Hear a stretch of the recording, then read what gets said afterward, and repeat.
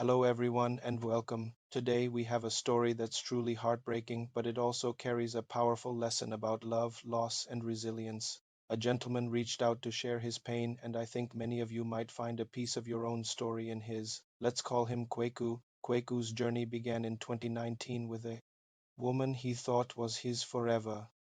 They were building a life, dreaming of a family. Even when work transferred him from Accra to Takwa, his commitment never wavered. He'd drive every single weekend just to see her. He was building a house, a future for them. He even took her to meet his mom. In 2023, he made it official. He performed the knocking ceremony, a traditional step towards marriage.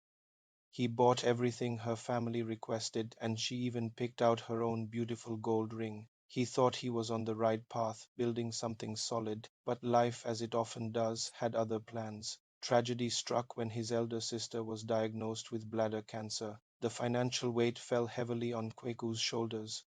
He explained the situation to his and asked if they could postpone the wedding. She agreed. He thought she understood. For 6 long months, he paid 3,500 cedis every 3 weeks for his sister's chemotherapy. It was tough, but he never stopped providing for his money for upkeep, topping up her car, ensuring she lacked for nothing. Yet in all that time, she never once visited him in Takwa. In December 2024, his sister passed away. Kweku was shattered emotionally, spiritually, and financially. After the burial in February 2025, he told himself it was finally time to plan the wedding. But that's when everything changed. She grew cold and distant. The calls stopped, the care vanished. He thought maybe she was just stressed. He supported her through her graduation, paying for her gown and shoes. He even surprised her by traveling to Kumasi for the ceremony. That night, back at their hotel, she got a phone call that instantly changed her mood. His gut told him something was wrong. Later, while she was asleep, he looked at her phone. They shared a password. And what he found on her WhatsApp crushed him. The same number that had called belonged to a man she'd been sleeping with since December. The entire time he was grieving and struggling, he saw the messages, the evidence of video calls. His world fell apart. He woke her up and confronted her. Her excuse: he had pushed her away, his attention had reduced. She even defended the other guy. In a moment of pure pain, Kweku called the man who claimed he had no idea she was engaged. The next morning, right in front of Kweku, she called the man, crying and apologizing to him. She never once said sorry to Kweku. He drove her back to her parents' house. A few days later, her family called a meeting.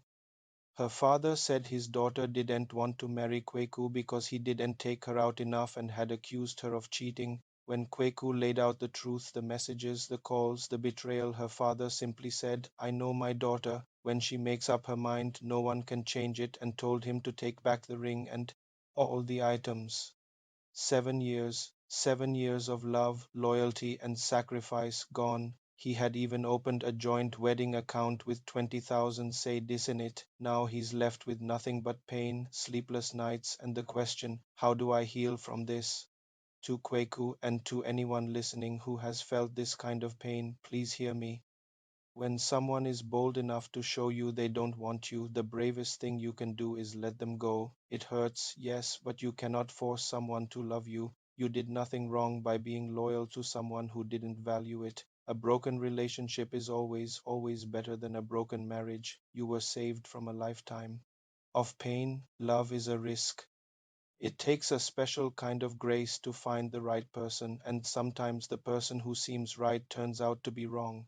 If you see someone hurting from a broken heart, don't laugh. Pray for them and pray for yourself. We all need grace to find a love that is true and reciprocated. Kweku, your healing will take time, but this loss is your gain. You are now free to find someone who will truly deserve the incredible love you have to give. Thank you all for listening. Please share your thoughts and words of support in the comments. Don't forget to like and subscribe for more stories.